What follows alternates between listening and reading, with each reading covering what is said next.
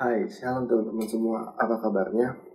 Aku percaya teman-teman semua pasti dalam keadaan yang baik-baik aja dan sehat-sehat aja pastinya. Balik lagi di Go Student Online Sharing, dan hari ini giliran aku, Kelvin, yang dikasih kesempatan buat sharing di Go Student Online Sharing pada hari Sabtu ini. Sebelumnya aku mau ngingetin dulu ke teman-teman semua, jangan lupa buat nonton yang namanya Go Student Online Sharing ini di setiap hari Sabtu jam 3 sore. Kalian bisa nonton di platform IGTV-nya Go Student di @go_students, atau kalian bisa nonton di platform YouTube-nya Go Bogor di Go Bogor Online Service. So hari ini aku, Kelvin, mau kasih sharing tentang judul perumpamaan tentang anak yang hilang. Sebenarnya ayatnya ada dari ayat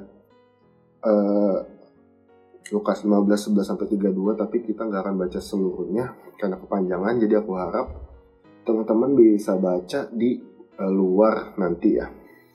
Aku cuma mau baca dari ayat 18-24-nya aja. Ayo kita baca sama-sama ya.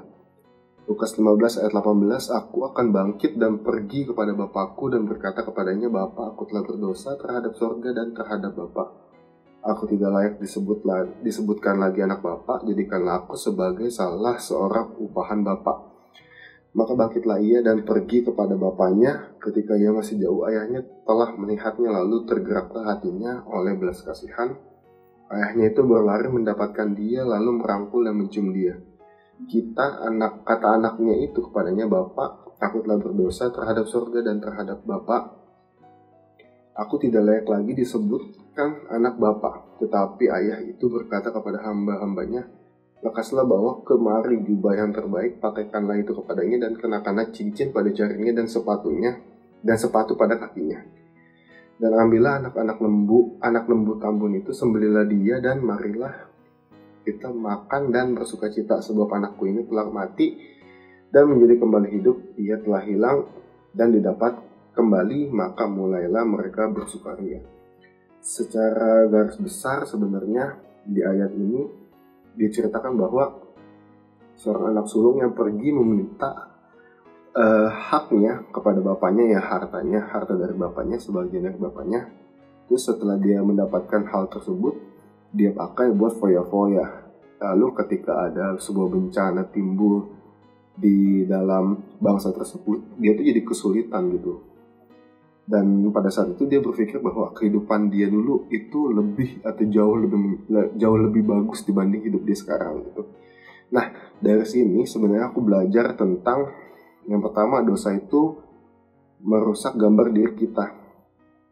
Itu aku dapat dari ayat 19.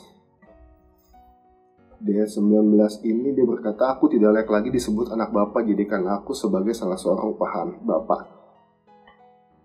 Nah, sebenarnya dari ayat 18 dia sudah berkata kayak, "Bapa, aku telah berdosa terhadap kerajaan surga dan terhadap Bapa, aku tidak layak lagi disebutkan anak Bapa."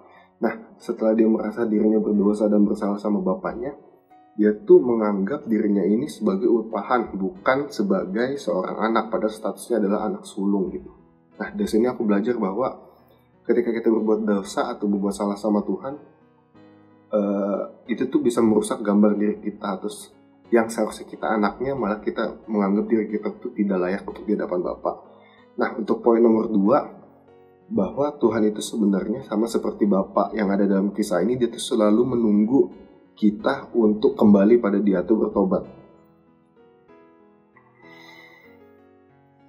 Itu ada di ayat 20, "Maka bangkitlah ia dan pergi kepada bapaknya. Ketika ia masih jauh, ayahnya telah melihatnya, lalu tergeraklah hatinya oleh belas kasihan. Ayahnya itu berlari mendapatkan dia, lalu merangkul dan mencium dia." Nah, di ayat situ aku belajar bahwa Tuhan itu sebenarnya selalu menunggu kita untuk kembali sama dia atau bertobat. Nah, sebenarnya itu aja yang aku mau sharingin untuk teman-teman, semoga bermanfaat buat teman-teman semua ya. Poin pertama adalah dosa itu merusak gambar diri, dan yang kedua adalah Tuhan itu selalu menunggu kita untuk kembali pada dia atau bertobat. So, itu aja yang aku mau sharingin buat teman-teman semua. See you and God bless you. Bye-bye.